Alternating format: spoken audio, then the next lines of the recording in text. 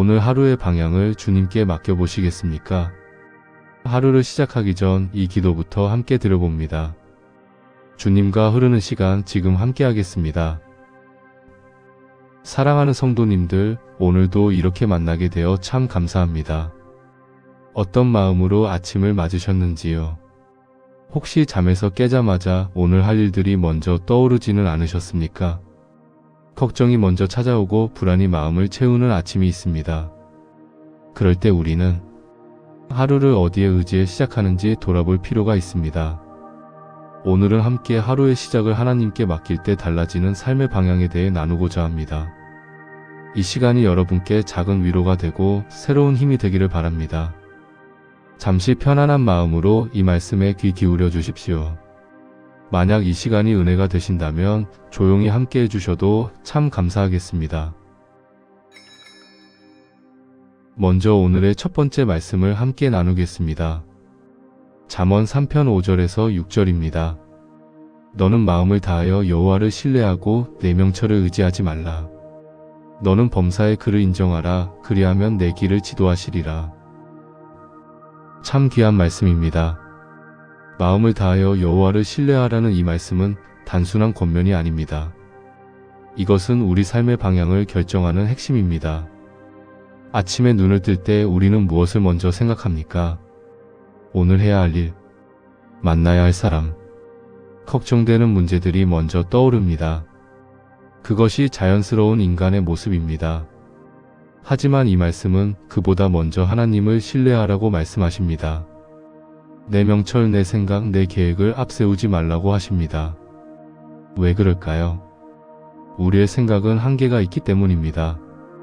아무리 지혜롭고 경험이 많아도 우리는 미래를 알 수 없습니다. 오늘 하루가 어떻게 흘러갈지, 어떤 일들이 펼쳐질지 우리는 알지 못합니다.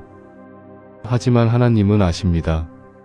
하나님은 우리의 시작과 끝을 다 보고 계십니다. 그분은 우리가 걸어갈 길을 이미 아시고 그 길에서 무엇이 필요한지도 아십니다. 그래서 이 말씀은 범사의 그를 인정하라고 말씀하십니다. 범사란 모든 일, 모든 순간을 의미합니다. 크고 작은 일, 중요하고 사소한 일 모두를 하나님께 맡기라는 것입니다. 그때 하나님께서 우리의 길을 지도하신다고 약속하셨습니다. 이것은 우리가 아무것도 하지 말라는 뜻이 아닙니다. 오히려 하나님과 함께 하나님의 인도하심 속에서 하루를 살아가라는 뜻입니다. 한 성도님의 이야기를 나누고 싶습니다. 70대 초반의 한 권사님이 계셨습니다. 평생 성실하게 신앙생활을 해오신 분이셨습니다. 그런데 나이가 들수록 아침에 일어나는 것이 두렵다고 하셨습니다. 건강이 예전 같지 않고 자녀들도 각자의 삶이 바빠 자주 연락이 오지 않았습니다. 혼자 있는 시간이 길어지면서 외로움과 불안이 찾아왔습니다. 아침에 눈을 뜨면 오늘도 이렇게 하루를 보내야 하나 하는 생각이 들었습니다. 몸도 마음도 지쳐 있었습니다. 그러던 어느 날 이 권사님은 한 가지 결심을 하셨습니다. 아침에 일어나자마자 침대에서 내려오기 전에 먼저 기도하기로 한 것입니다.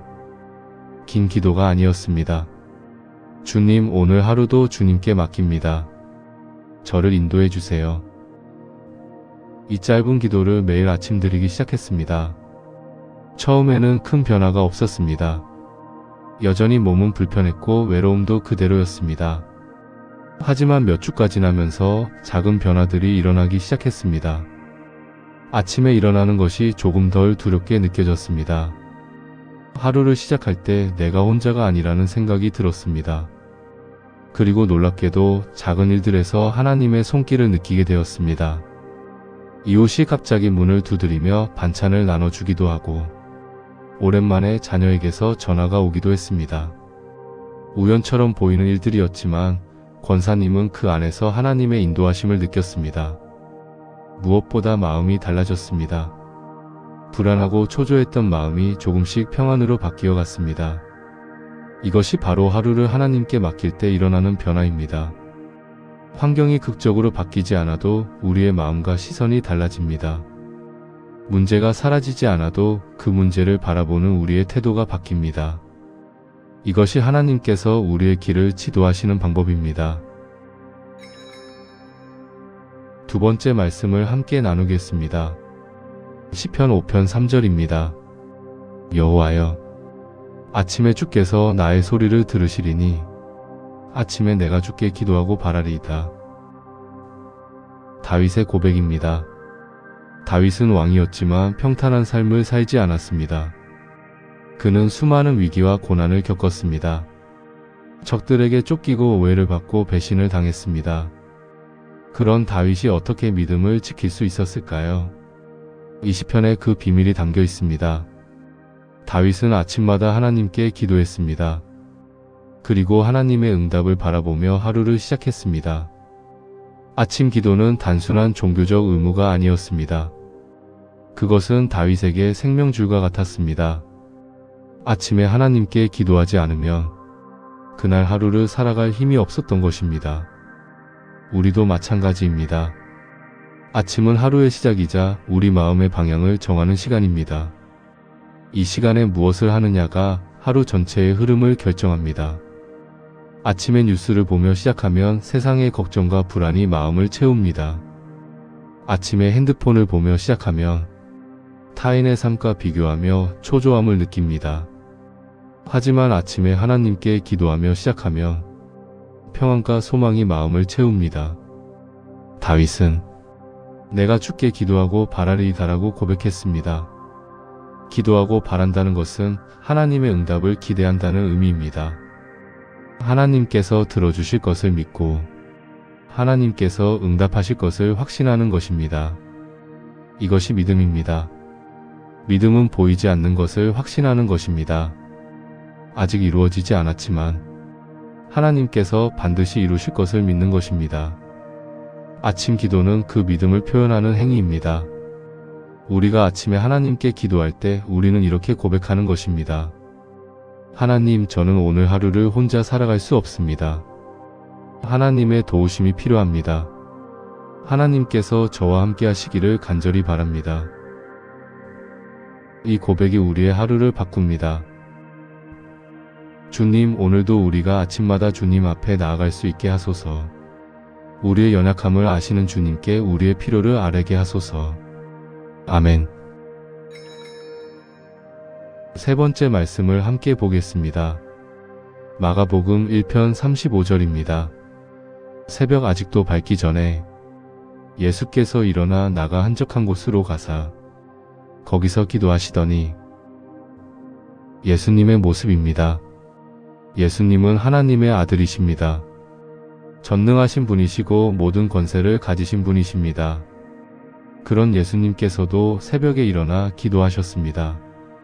이것은 우리에게 큰 교훈을 줍니다.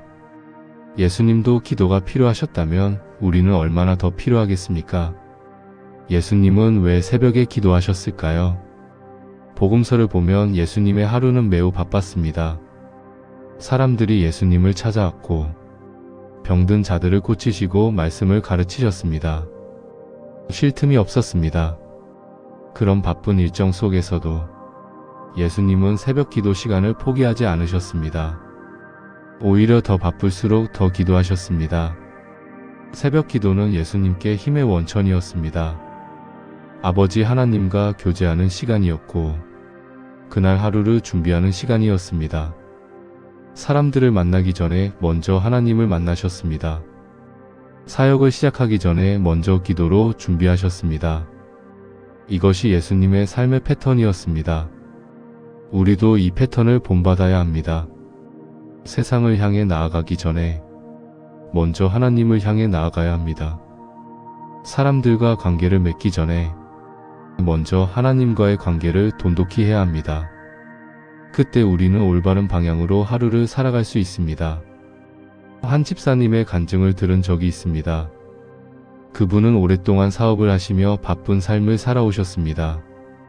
새벽 기도의 중요성은 알았지만 실천하기가 어려웠습니다.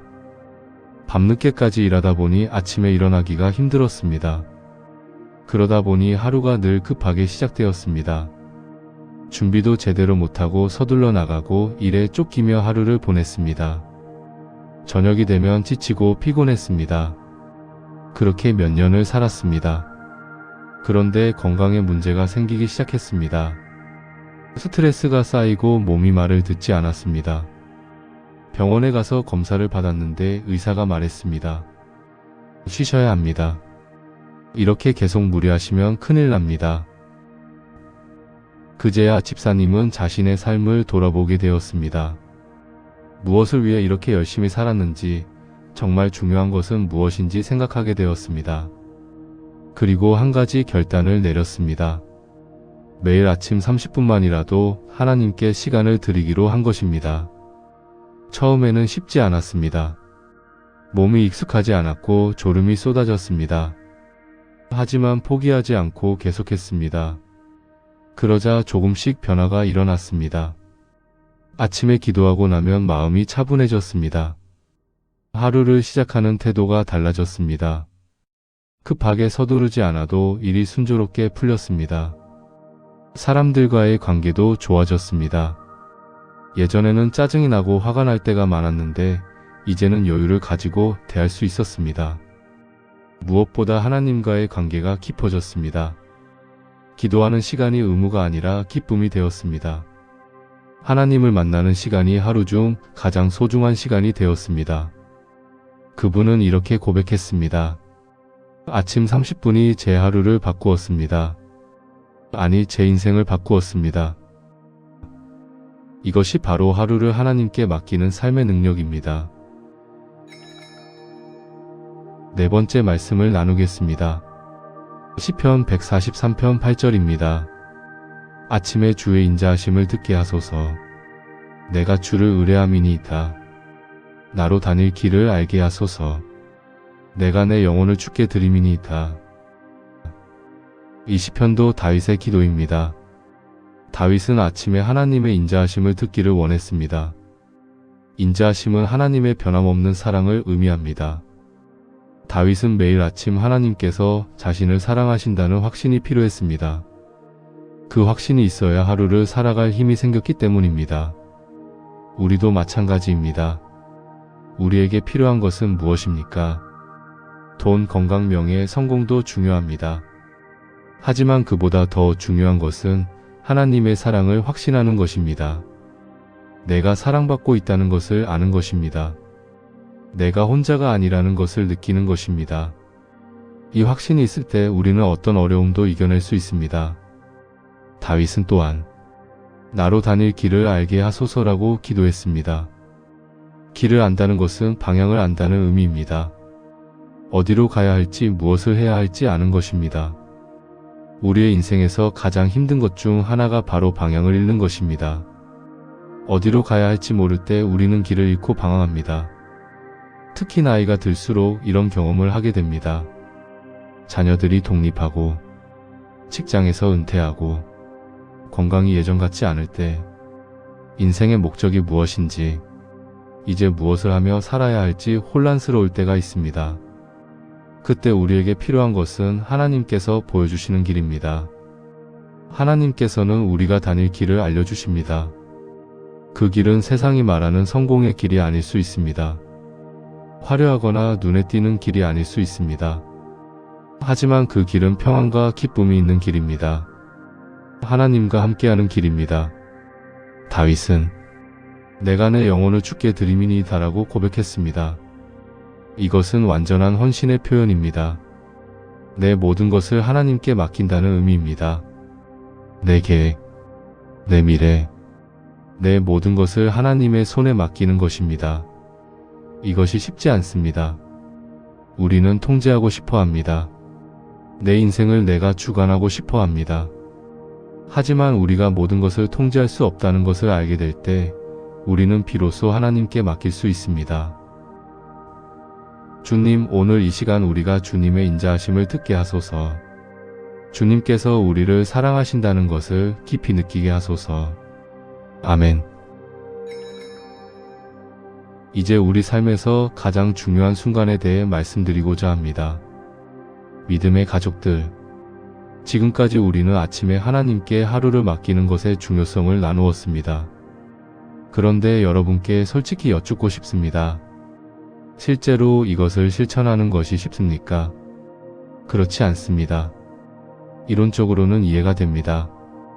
아침에 기도해야 한다는 것, 하나님께 하루를 맡겨야 한다는 것을 압니다. 하지만 막상 실천하려면 어려움이 있습니다. 한 권사님의 이야기를 나누고 싶습니다. 이분은 60대 중반의 권사님이셨습니다. 평생 교회를 다니며 신앙생활을 해오셨습니다.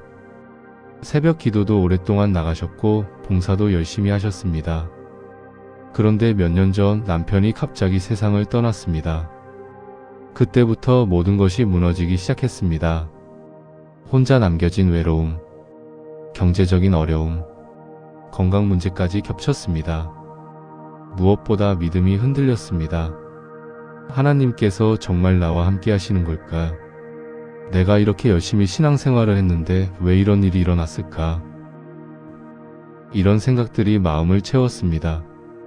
아침에 일어나도 기도가 나오지 않았습니다. 하나님께 무슨 말을 해야 할지 알 수 없었습니다. 원망과 서운함이 앞섰습니다. 교회에 나가는 것도 힘들었습니다. 찬양을 불러도 마음이 움직이지 않았습니다. 그렇게 몇 달을 보냈습니다. 어느 날 한 집사님이 권사님을 찾아왔습니다. 그냥 함께 차 한잔 하자며 방문하셨습니다. 권사님은 처음에는 사람을 만나고 싶지 않았습니다. 하지만 집사님의 따뜻한 마음에 문을 열어주었습니다. 두 분은 함께 차를 마시며 이야기를 나누었습니다. 권사님은 자신의 마음을 솔직하게 털어놓았습니다. 힘들다는 것, 외롭다는 것, 하나님이 원망스럽다는 것까지. 집사님은 조용히 들어주었습니다. 판단하거나 책망하지 않았습니다. 그저 함께 울어주었습니다. 그리고 조용히 말했습니다. 권사님, 하나님께서는 권사님의 이 아픔을 다 아십니다. 지금 기도가 나오지 않는 것도 아십니다. 그래도 괜찮습니다. 하나님은 우리가 완벽하기를 바라시지 않으십니다. 그저 우리가 있는 그대로 그분 앞에 나아오기를 바라십니다. 집사님은 계속해서 말했습니다. 제가 권사님 대신 기도해 드려도 될까요? 지금 권사님이 기도할 수 없다면 제가 권사님을 위해 기도하겠습니다. 그리고 집사님은 권사님의 손을 잡고 기도했습니다. 길지 않은 기도였습니다. 하지만 그 기도 속에는 진심과 사랑이 담겨 있었습니다. 기도가 끝났을 때 권사님의 눈에서 눈물이 흘러내렸습니다. 오랫동안 꽁꽁 얼어붙었던 마음이 조금씩 녹기 시작했습니다. 그날 이후 권사님은 조금씩 다시 일어서기 시작했습니다. 아침에 일어나면 여전히 기도가 쉽지 않았습니다. 하지만 이제는 이렇게 기도했습니다. 하나님, 저 아직 힘듭니다. 기도할 말도 잘 모르겠습니다. 그래도 하나님, 저를 붙들어 주세요. 오늘 하루도 주님께 맡깁니다. 짧은 기도였지만 진심이 담긴 기도였습니다. 그리고 놀랍게도 하나님께서는 그 기도를 들어주셨습니다. 하루하루 살아갈 힘을 주셨습니다. 작은 일상 속에서 하나님의 돌보심을 느끼게 하셨습니다. 이웃의 따뜻한 말 한마디, 길에서 마주친 꽃 한 송이, 그런 작은 것들을 통해 하나님께서 여전히 함께 하신다는 것을 느꼈습니다. 시간이 지나면서 권사님의 믿음은 오히려 더 깊어졌습니다. 고난을 통해 하나님을 더 깊이 알게 되었습니다. 형식적인 신앙이 아니라 진짜 믿음이 무엇인지 알게 되었습니다. 완벽하지 않아도 괜찮다는 것을, 약할 때 하나님의 힘이 더 강하게 나타난다는 것을 경험했습니다. 이것이 바로 우리가 겪는 위기의 순간입니다. 우리는 살면서 반드시 이런 순간을 만납니다. 모든 것이 무너지는 것 같고 하나님이 멀게 느껴지는 순간. 그때 우리는 선택해야 합니다. 포기하고 등을 돌릴 것인가, 아니면 약한 모습 그대로 하나님 앞에 나아갈 것인가. 성경은 우리에게 후자를 선택하라고 말씀하십니다. 마지막 말씀을 함께 나누겠습니다. 예레미야애가 3편 22절에서 23절입니다. 여호와의 인자하심과 긍휼이 무궁하심으로 우리가 진멸되지 아니함이니이다. 이것들이 아침마다 새로우니 주의 성실하심이 크시도소이다. 얼마나 위로가 되는 말씀입니까? 예레미야가 이 말씀을 기록할 때 그는 극심한 고난 가운데 있었습니다. 예루살렘이 무너지고 백성들이 포로로 끌려가는 것을 보았습니다. 모든 것이 절망적이었습니다. 그런데 그 절망 가운데서 예레미야는 이 고백을 했습니다. 여호와의 인자하심과 긍휼이 무궁하심으로 우리가 진멸되지 아니함이니이다. 우리가 여기까지 살아온 것은 우리의 힘이나 능력 때문이 아닙니다. 하나님의 인자하심과 긍휼 때문입니다. 하나님께서 우리를 포기하지 않으셨기 때문입니다. 그리고 이 인자하심은 아침마다 새롭다고 했습니다. 이 말씀이 주는 희망이 얼마나 큽니까? 어제 실패했어도 괜찮습니다. 어제 넘어졌어도 괜찮습니다. 오늘 아침 하나님의 긍휼은 새롭게 임합니다. 우리에게 새로운 기회를 주십니다. 다시 시작할 수 있는 은혜를 주십니다. 이것이 바로 하루를 하나님께 맡기는 삶의 핵심입니다. 매일 아침 우리는 새로운 긍휼을 받습니다. 어제의 실패나 좌절에 매이지 않고 오늘을 새롭게 시작할 수 있습니다. 하나님의 성실하심은 크십니다. 하나님은 우리를 버리지 않으십니다. 우리가 약해도, 우리가 부족해도 하나님은 변함없이 우리와 함께 하십니다. 사랑하는 성도님들, 이제 오늘의 말씀을 정리하며 마무리하겠습니다. 하루의 시작을 하나님께 맡길 때 우리 삶의 방향이 달라집니다. 첫째, 우리의 시선이 바뀝니다. 세상을 보는 눈에서 하나님을 보는 눈으로 바뀝니다. 문제에 집중하던 시선이 하나님의 약속에 집중하게 됩니다. 둘째, 우리의 마음이 바뀝니다. 불안과 두려움이 평안과 소망으로 바뀝니다. 초조함과 조급함이 여유와 인내로 바뀝니다. 셋째, 우리의 삶이 바뀝니다. 혼자 힘으로 살려던 삶에서 하나님과 함께하는 삶으로 바뀝니다. 내 뜻대로 살려던 삶에서 하나님의 뜻을 구하는 삶으로 바뀝니다. 이 모든 변화는 극적이지 않을 수 있습니다. 하루아침에 모든 것이 달라지지 않을 수 있습니다. 하지만 매일 아침 하나님께 하루를 맡기다 보면 분명히 변화가 일어납니다. 작은 변화들이 모여 결국 우리 인생 전체를 바꾸게 됩니다. 그러니 오늘부터 시작해 보시기 바랍니다. 아침에 눈을 뜨면 침대에서 일어나기 전에 잠시 기도해 보십시오. 길지 않아도 괜찮습니다. 주님, 오늘도 주님께 맡깁니다.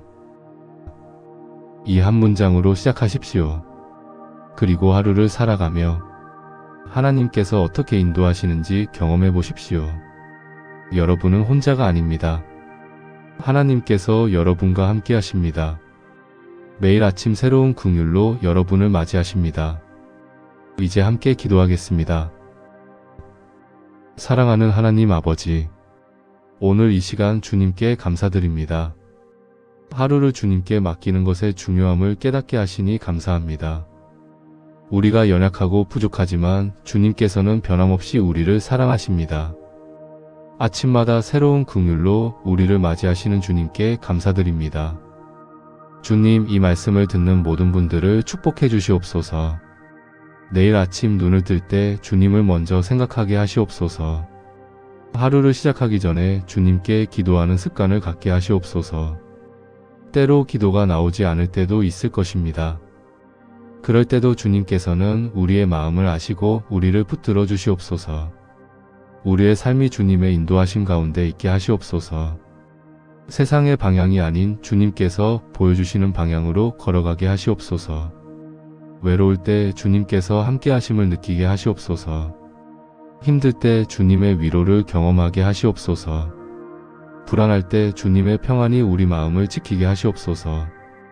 우리의 하루하루가 주님의 은혜 안에서 펼쳐지게 하시옵소서. 예수님의 이름으로 기도드립니다.